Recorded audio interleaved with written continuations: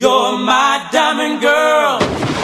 What's up, everybody? My name's Emelee. I'm sitting here with John Minnis, the singer from Diamond Girl. Tell me about that experience.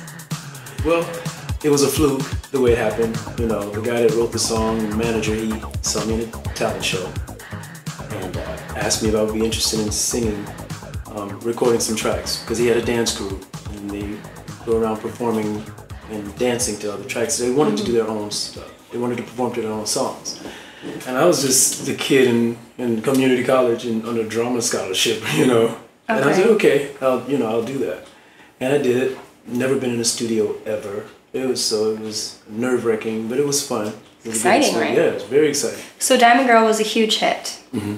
So who was the real singer? Was it you? Some people say it was Stevie B. Well, if you go online, if you look it up, it comes up as Stevie B, which, I mean, that's just because he was in that genre at the time. Okay. Same thing. And, or sometimes it comes as Nice and Wild. Sometimes it comes up as John Minnis. But I am the original singer.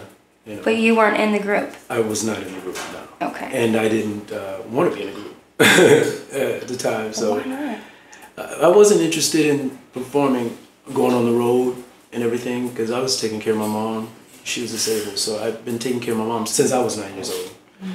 And I just did not want to leave her for, something that, to me, I did not take the group very serious as far as that's concerned. But when I finally did experience the music business, the entertainment business, it was not my cup of tea. Because I am not one of those people, I'm not a brown noser or one of those I'll do anything to make it type people. I have an issue with people trying to bully me or control me. That really burns me real bad. I mean, I get emotional about it because I grew up, I was taught totally different. I couldn't cry. My mom didn't allow me to cry for things. If I wanted something, she said no, she said no. Right. That was it. If I cried about it, then she'll give me a reason to cry, that kind of thing. You know? Like my mom. Exactly. So, it's like I love singing and I love performing. But I hate the idea that people think, well, that's a part of the business, welcome to show business type thing. It shouldn't be that way. I mean, it's this abuse of power thing that kills me.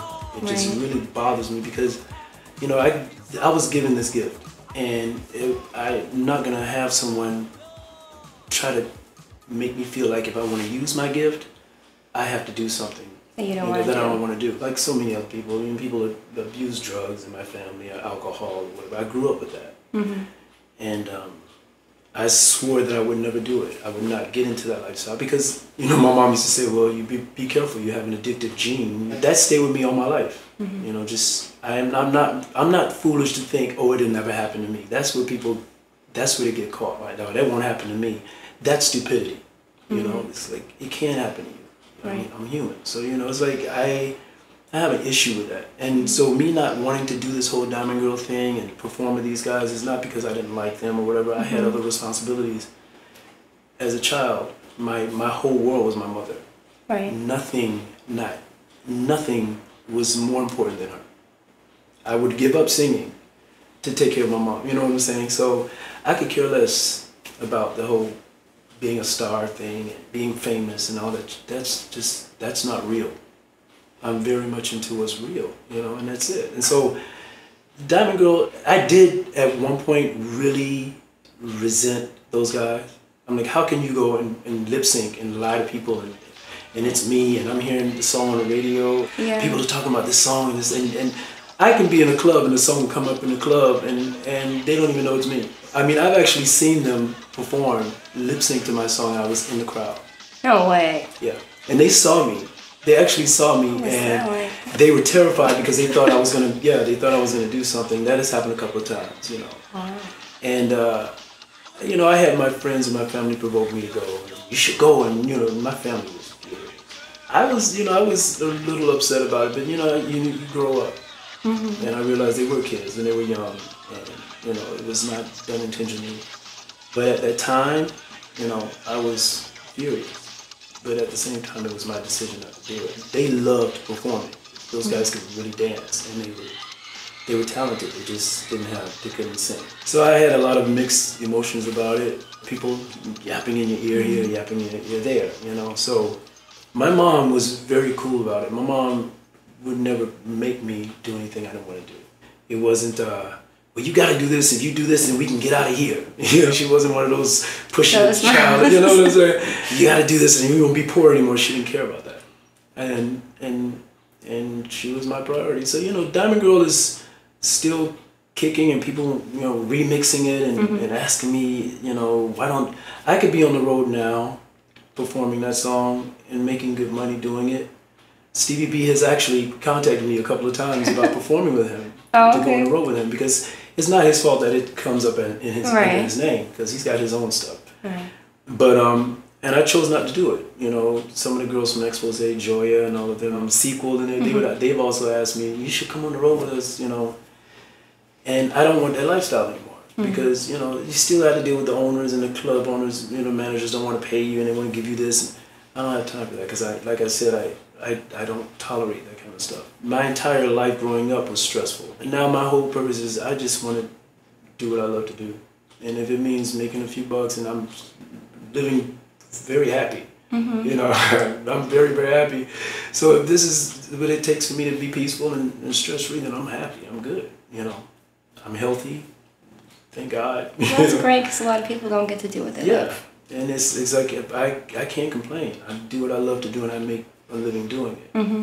I'll sing in a cardboard box as long as I'm getting to sing, and perform. Because I see people out there, and people come to you all the time. Oh, you make my day, and I love it when you sing. I get it every weekend. Every weekend that someone said that I made their day. We work in the casinos sometimes, and they lose a lot of money. They're like, well, I don't feel so bad about losing that money, that kind of thing. You cheer people up. And if you really love what you're doing and love singing, and not just to be popular, because I work with people like that. They just want to be so popular. They can care less about it. It's not about the music anymore. Yeah, it's never about that. It's about being known. When I'm on the stage, people are watching me all the time. And people have asked me to sing Diamond Girl. Yeah. I'm not singing Diamond Girl. Yeah, that is behind me. If I'm going to start singing that song, then I might as well go on the road and make some money doing it. But when I'm doing my job, I'm not gonna do it. But people ask about it, and I appreciate it. A lot of people know that I sang the song or whatever, and I appreciate it. You just get tired of answering that question. Right. And people thinking, oh, these people stab you in the back, and everybody's got their whole story, like they know, like they were there. So are you guys still friends? Like, what happened with the whole group in general? The guys, they signed and... Well, they got signed to Atlantic Records. Okay. They were signed to an independent first, and then they got signed to Atlantic Records. Okay. And then that whole thing just blew up, because Atlantic didn't know they were signing lip syncers. The guy that wrote the song, the man, he was trying to get me in the group the entire time. It wasn't never one time that he didn't ask me, John, he would always call me and ask me, and if I needed anything, or he would always offer I needed something or whatever. But by the time that happened, the whole lawsuit thing came out, and everything was held in escrow. He wrote the song, and the man didn't make any money. Wow. So it's like those people that think they know the story, they don't know the story. He just got the rights back to his song, like I want to say 5 years ago maybe. Wow. He just got the rights back to that song. The guys have broken up, and they tried to do a Nice and Wild reunion thing, and of course I didn't want to do it. At one point it was ugly between us. I think they had a fear of me busting when they did these shows. And so you still have someone like this guy David. David was in the group.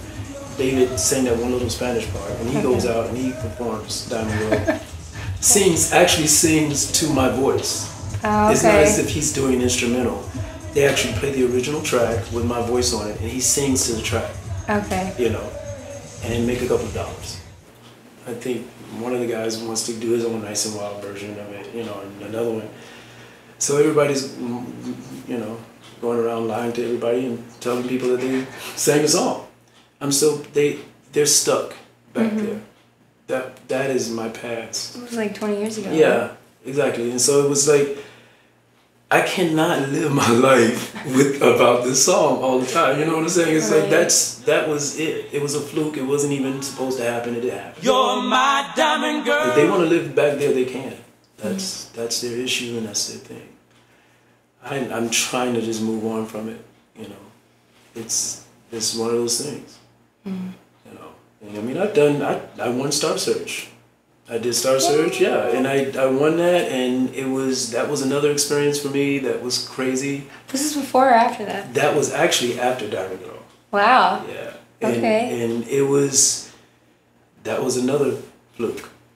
I didn't like go and audition for the thing. Actually, a friend of mine, she auditioned and they asked her if she knew another male vocalist that can audition. I went and auditioned with her and they picked me and they didn't pick her.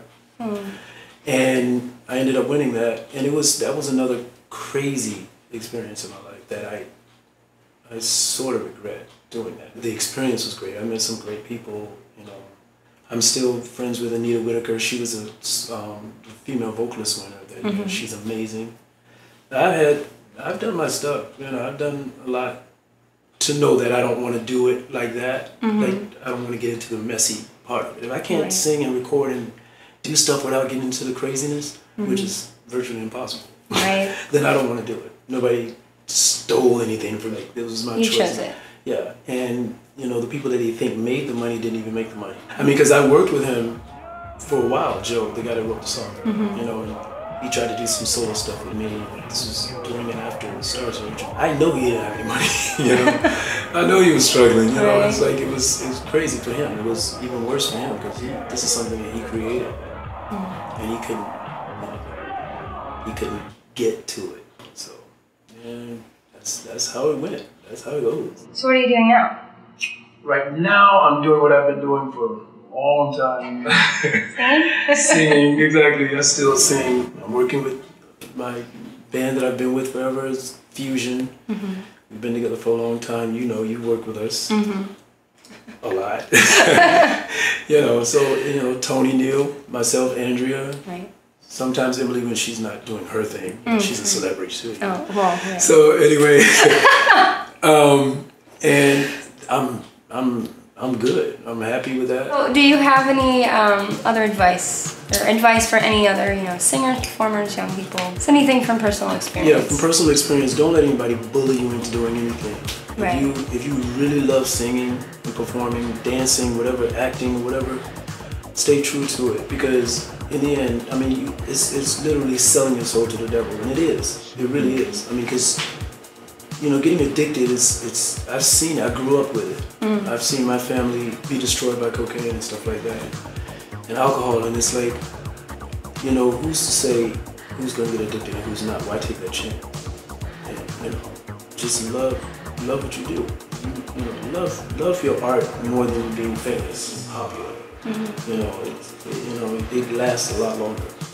You know, I'm 48 years old. I'm still dancing and jumping around and bending down and flipping and singing, and I'm singing, you know, stuff that they're creating with auto-tunes in the studio. But, you know, I'm still doing it. I'm gonna sing until I croak. You know what I'm saying? I'm fortunate to do what I love to do. Will you sing for me? You've heard me sing before.